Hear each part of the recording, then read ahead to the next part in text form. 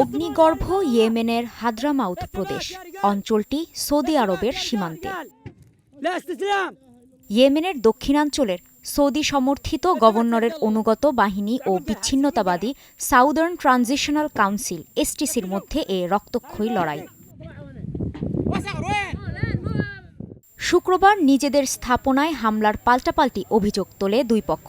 এসটিসির দাবি, হামলায় প্রাণ গেছে তাদের ৭ জনের, আহত হয়েছে আরও ২০ জন। এই হামলার মধ্যে ইয়েমেনের উত্তর থেকে বিচ্ছিন্ন হয়ে নতুন স্বাধীন রাষ্ট্র গঠনে গণভোট আয়োজনের ঘোষণা দিয়েছে এসটিসি। এটি তারা করতে চায় আগামী ২ বছরের মধ্যে। টেলিভিশনে দেয়া এক ভাষণে এসটিসি প্রধান আইদারুস আল জুবাইদি এ ঘোষণা দেন। আমরা ২ বছর মেয়াদী একটি অন্তর্বর্তীকাল শুরুর ঘোষণা দিচ্ছি। আন্তর্জাতিক সম্প্রদায়কে উত্তর ও দক্ষিণের সংশ্লিষ্ট পক্ষগুলোর মধ্যে সংলাপ আয়োজনের আহ্বান জানাচ্ছি। ২ বছরের মধ্যে আন্তর্জাতিক পর্যবেক্ষকদের অংশগ্রহণে আন্তর্জাতিকভাবে স্বীকৃত নিয়ম ও অনুশীলন অনুযায়ী একটি গণভোটের আয়োজন করা হবে। তবে তিনি হুঁশিয়ারি দিয়ে বলেন, সংলাপ না হলে বা দক্ষিণ ইয়েমেনে আবার হামলা হলে তাৎক্ষণিকভাবে স্বাধীনতা ঘোষণা করা হবে। আল জাজিরার বিশ্লেষক আলী হাসম মনে করেন, এসটিসির এ ঘোষণা ইয়েমেনের আন্তর্জাতিক স্বীকৃত সরকার ও উত্তর ইয়েমেনের হুতি বিদ্রোহী কারো কাছেই গ্রহণযোগ্য হবে না।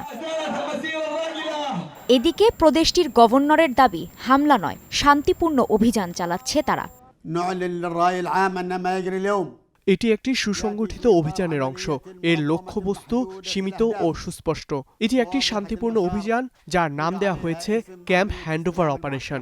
এর লক্ষ্য হল প্রদেশটির সামরিক স্থাপনাগুলোর পুনরায় নিয়ন্ত্রণ নেয়া। এই অভিযান কেবলমাত্র ক্যাম্প ও সামরিক অবস্থানগুলোতে লক্ষ্য করে পরিচালিত হচ্ছে।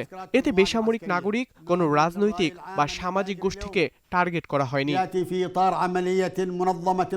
এ সংঘাতের শুরু গেল বছরের ডিসেম্বর থেকে। হাদ্রামাউত প্রদেশে অভিযান শুরু করে এসটিসি, দখল করে নেয় বেশ কিছু এলাকা। এ সকল এলাকা পুনর্দখলের জন্য গেল শুক্রবার অভিযান শুরু করে সৌদি সমর্থিত ইয়েমেন দক্ষিণের গভর্নর অনুগত বাহিনী। এসটিসি যোদ্ধাদের সাথে তাদের সংঘর্ষ ছড়িয়ে পড়ে, চলে হামলা পাল্টা হামলা। তবে এসটিসির দাবি, সীমান্তের কাছে তাদের ঘাঁটিতে হামলা চালায় সৌদি আরব। তবে এ অভিযোগের বিষয়ে সরাসরি কিছু বলেনি সৌদি আরব। তবে দুই পক্ষকে একটি সংলাপ ফোরামে অংশ নেয়ার আহ্বান জানিয়েছে দেশটি। সৌদি আরব ও ইয়েমেনের সরকার অভিযোগ করেছে, সংযুক্ত আরব আমিরাত এসটিসিকে অস্ত্র সরবরাহ করছে। এছাড়া ইয়েমেনের হাদ্রামাউত ও আল মাহরা প্রদেশ দখলে সহায়তা করছে আবুধাবি। রিয়াদ দাবি করে আসছে, এসব এলাকায় এসটিসির উপস্থিতি সৌদির জাতীয় নিরাপত্তার জন্য হুমকি। কাজী শাহরিন, স্টার নিউজ।